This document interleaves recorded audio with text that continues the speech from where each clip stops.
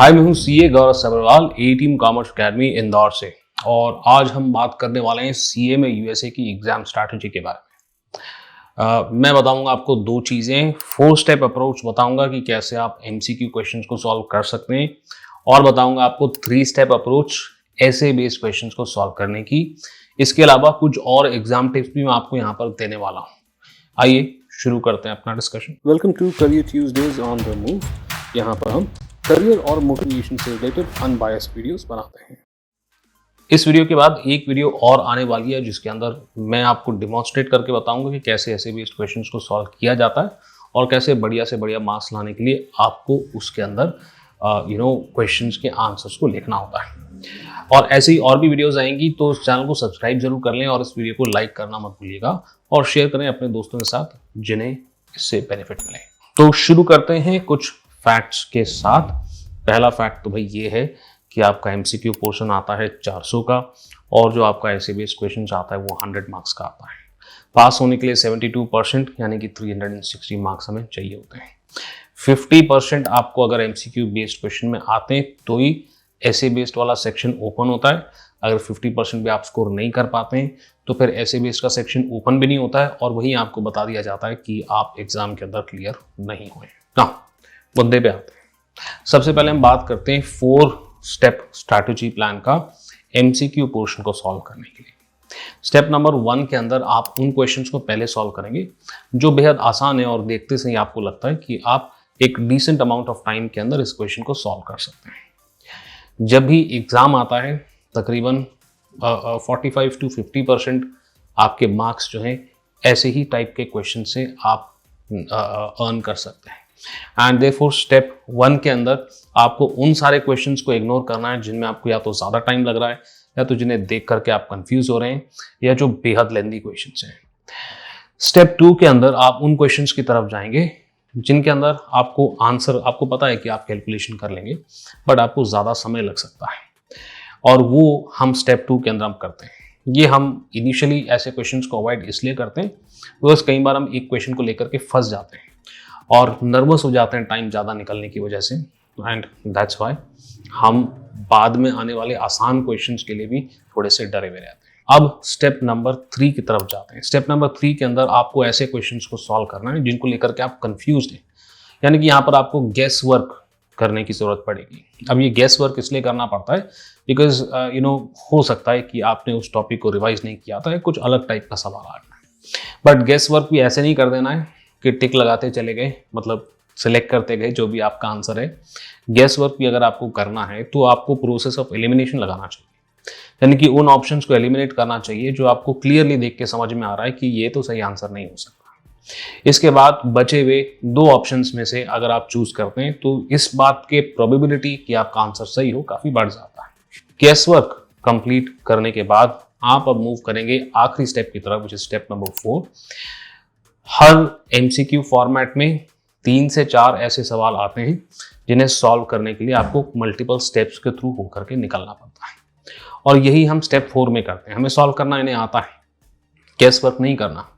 सो ये ऐसे कुछ सवाल होते हैं जिसमें हमें पता है कि हमें 8 मिनट से ज़्यादा लग सकते हैं इन्हें सॉल्व करने में, और ये आपका आखिरी स्टेप होना चाहिए। ठीक है, नाउ ये 4 स्टेप प्रोसेस आप जब कंप्लीट करते हैं तो आपके रिजल्ट्स जो हैं काफ़ी बेटर आएंगे। अब स्टेप 2 तक भी अगर आप कंप्लीट कर लेते हैं यहाँ पर, तो आप ऐसा मान करके चलें कि 65 to 70% आप स्कोर कर चुके होते हैं और आपका ऐसे बेस्ड सेक्शन भी ऑलरेडी ओपन हो चुका होता है। अगर आपने अभी तक इस तरह से एमसीक्यू क्वेश्चंस को अप्रोच नहीं किया है तो करके देखें और मुझे कमेंट सेक्शन के अंदर बताएं कि आपका परफॉर्मेंस इंप्रूव हुआ है कि नहीं। डेफिनेटली इंप्रूव होगा। चलो जी, अब आपने ऐसे बेस्ड क्वेश्चन की तरफ जिससे लोग थर थर कांपते हैं, पता नहीं क्यों कांपते हैं। देखें जी, ऐसा है कि आपको 100 मार्क्स का जो पोर्शन है ऐसे बेस्ड क्वेश्चंस का आएगा। यहाँ पर मैं आपको एक 3 स्टेप स्ट्रैटेजी बताऊंगा जो आपको फॉलो करना है। इसके अलावा कुछ टिप्स भी आपको दूंगा जिससे कि आप ऐसे बेस्ड क्वेश्चंस के अंदर अच्छे से परफॉर्म कर सकते हैं।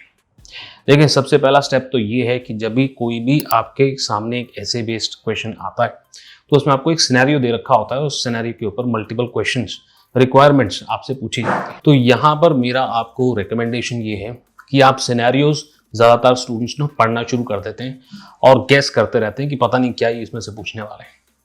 My recommendation to you is कि सबसे पहले जो रिक्वायरमेंट है, यानी कि जो उन्होंने आखिरी में सवाल पूछ रखे हैं, वहां से आपको सवाल को पढ़ना शुरू करना चाहिए। आप देखें क्या क्या रिक्वायरमेंट्स हैं। मोस्टली यही होता है कि जो भी आपको सवाल पूछे जाते हैं उसमें से ना काफ़ी सारे सवाल मेमोरी बेस्ड क्वेश्चंस होते हैं, यानी कि सिनेरियो को देखने की कोई ज़रूरत नहीं है उन्हें सॉल्व करने के लिए। आपको किसी कॉन्सेप्ट या फिर उसके मेरिट्स या डिमेरिट्स ही वहाँ पर लिख करके मार्क्स गेन करने हैं।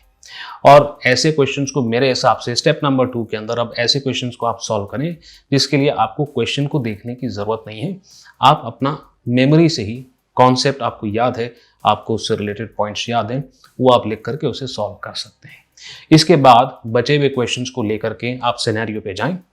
वो चीज़ें जो उस क्वेश्चन को सॉल्व करने के लिए सिनेरियो में रिलेवेंट है उन्हें हाईलाइट करें और फिर बाकी ऐसे बेस्ड क्वेश्चन को सॉल्व करें। देखिए यूजुअली होता यही है कि जब भी आपको सवाल एग्जाम में पूछा जाता है ऐसे बेस्ड, अराउंड 40% जो है मेमोरी बेस्ड क्वेश्चंस होते हैं, यानी कि आपकी याददाश्त से ही आप उसको लिख सकते हैं, सिनेरियो को देखने की ज़रूरत भी नहीं पड़ती है।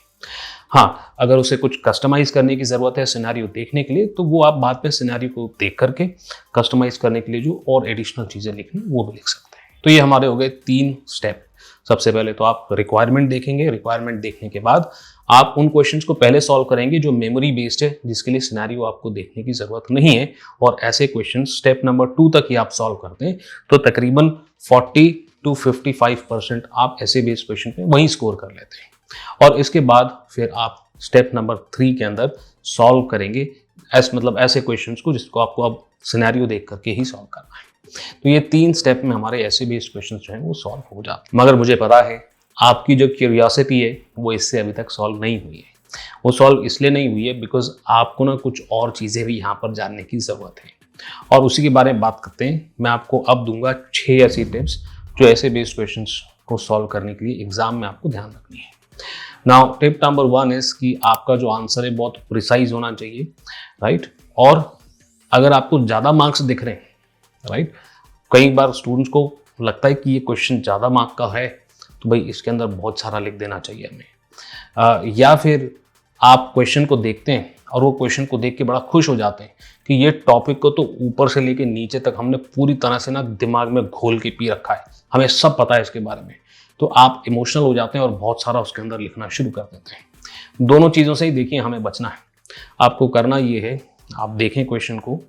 मैं हमेशा एक चीज़ कहता हूँ, थिंक मोर, सोचो ज़्यादा मगर लिखो कम। आपको कॉन्सेप्ट के बारे में सारी डिटेल्स दिमाग में आ रही होंगी, आपको वो पूरी की पूरी डिटेल्स नहीं छापनी है, आपको कुछ ही चीज़ें देखनी है, ठीक है। देखिए ज़्यादातर स्टूडेंट्स जो होते हैं वो भले ही प्रैक्टिस कर रहे हो टाइप करके, बट किसी की भी टाइपिंग स्पीड इतनी नहीं होती कि बहुत सारा मटेरियल आप उसके अंदर लिखने लगें।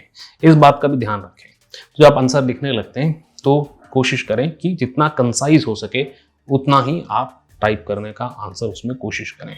दूसरी बात जो मैं आपको कहूँगा कि जब आप क्वेश्चन की शुरुआत करते हैं, ठीक है, जैसे कि कोई आप प्रैक्टिकल क्वेश्चन की शुरुआत भी करते हैं जिसमें आपको सॉल्व करने की ज़रूरत है, तो जिस कॉन्सेप्ट का उसके अंदर इस्तेमाल हो रहा होता है उस कॉन्सेप्ट के बारे में एक ब्रीफ आपको लिख देना चाहिए, ठीक है। जैसे कि आप ट्रांसफर प्राइसिंग का कोई क्वेश्चन सॉल्व करने लग रहे हैं तो फिर ट्रांसफर प्राइसिंग क्या है उसे 1 या 2 सेंटेंस के अंदर लिख देने से एग्जामिनर के ऊपर एक अच्छा इंप्रेशन पड़ता है कि आप केवल क्वेश्चन सॉल्व करना नहीं चाहते हैं, आपको कॉन्सेप्ट्स की भी नॉलेज है। ये मैं ऐसे ही नहीं बोल रहा हूँ, ये ट्राइड एंड टेस्टेड तरीका है और ये दूसरे प्रोफेशनल कोर्सेज में भी अप्रिशिएट किया जाता है, जैसे कि ACCA और CMA USA के अंदर भी ये अप्रिशिएट किया जाता है एग्जामिनर्स के द्वारा। तीसरी बात है, कई बार ऐसा होता है कि हमें कोई फिगर निकालना होता है तो उसमें कुछ चीज़ें प्लस होती हैं, कुछ माइनस होती हैं और फिर जा करके वो आंसर निकलता है। स्टूडेंट्स अक्सर ये मिस्टेक करते हैं कि ऐसी कैलकुलेशंस को कैलकुलेटर पे कर लेते हैं और जो फाइनल आंसर आ रहा होता है वो डायरेक्टली लिख देते हैं। ये नहीं बताते कि ये फिगर कैसे आया है। तो कोई भी अगर ऐसा फिगर है जिसे आप कैलकुलेट कर रहे हैं तो प्लीज़ मेक श्योर कि आप बताएं कि किन किन चीज़ों को प्लस और माइनस करने के बाद आपने ये आंसर निकाला है। आप एग्जामिनर को कंफ्यूज ना छोड़ें कि ये फिगर आया तो कैसे आया, ठीक है। सो सिर्फ डायरेक्टली कैलकुलेटर पे करके आंसर ना लिखें, आपको ये भी बताना चाहिए कि आपने कैलकुलेशन किन चीज़ों को प्लस माइनस मल्टीप्लाई करके जो भी है वो निकाली है, ये बताना बेहद आपको ज़रूरी है। चौथी बात है, बहुत इंपॉर्टेंट है और बहुत पावरफुल भी है, ठीक है। ज़्यादातर क्या होता है, हमको आंसर आता है, पैराग्राफ में लिखना शुरू कर देते हैं, बस लिखते जाओ लिखते जाओ। अब ये जो पैराग्राफ्स हैं these are very hard to read. Examiner को का जो आपको काम है, जो उसका जो जॉब है, वो आपको ना बहुत ईजी बनाना चाहिए और इसीलिए एग्जामिनर का काम आसान बने, पैराग्राफ की बजाय पॉइंट्स में अपना आंसर लिखने की कोशिश करें। ये पॉइंट्स बहुत लंबे नहीं होने चाहिए, ब्रीफ में होने चाहिए और कोई भी पॉइंट को आप बार बार रिपीट ना करें रिफ्रेश करके। इससे आपका रीडेबिलिटी बढ़ेगी और अच्छे मार्क्स मिलने के चांसेस भी। पॉइंट नंबर 5, गलती से भी किसी भी क्वेश्चन के अंदर आप ब्लैंक छोड़ के ना आ जाएं। हर क्वेश्चन के अंदर आपको कुछ ना कुछ तो ऐसे बेस के अंदर लिखना ही है, राइट। कहीं भी ब्लैंक छोड़ के नहीं आए, बिकॉज क्वेश्चन को जो आप ब्लैंक छोड़ करके आते हैं एग्जामिनर को एक बहुत खराब इंप्रेशन पड़ता है और खराब इंप्रेशन पड़ता है तो मार्क्स कट सकते हैं। और आखिरी टिप यानी कि टिप नंबर 6 जो आपको ध्यान रखनी है वो ये है कि भाई आपको ना जब भी आप प्रैक्टिस कर रहे होते हैं एग्जाम से पहले, जब आप ऐसे बेस्ड क्वेश्चंस की प्रैक्टिस कर रहे होते हैं तो प्लीज़ पेन पेपर का इस्तेमाल ना करें। आप उसे वर्ड फाइल खोल लें और वहीं पे अपने आंसर्स को टाइप करें। इससे आपकी स्पीड भी बढ़ेगी और आपको लिखने की, कंप्यूटर पे टाइप करने की आदत भी पड़ेगी and you will also understand कि कैसे इन क्वेश्चंस को प्रेजेंट करना है। चलिए जी, अब इस वीडियो को फाइनली कंक्लूड करते हैं। देखिए, ऐसा है कि कुछ लोग जो है वो कहते हैं कि आपको ऐसे बेस्ड क्वेश्चंस की प्रैक्टिस करने की ज़रूरत नहीं है, स्पेशली कुछ ना करें। मैं ऐसा नहीं कहता। मेरा ये कहना है कि भाई जब आप पढ़ाई कर रहे होते हैं तो स्पेशल फोकस रखें, कॉन्सेप्ट्स आपको एक्सप्लेन करना आना चाहिए। आपको मेरिट्स डीमेरिट्स जो आप पढ़ते हैं उनका ध्यान रखें। मैं ये नहीं कह रहा कि आप 11-11, 12-12 पॉइंट्स मेरिट डीमेरिट के रटना शुरू कर दें, but at any point of time अगर आपको मेरिट लिखना है, डीमेरिट लिखना है या किसी भी चीज़ के पॉइंट्स लिखने हैं, you should at least be able to write 5 to 6 points.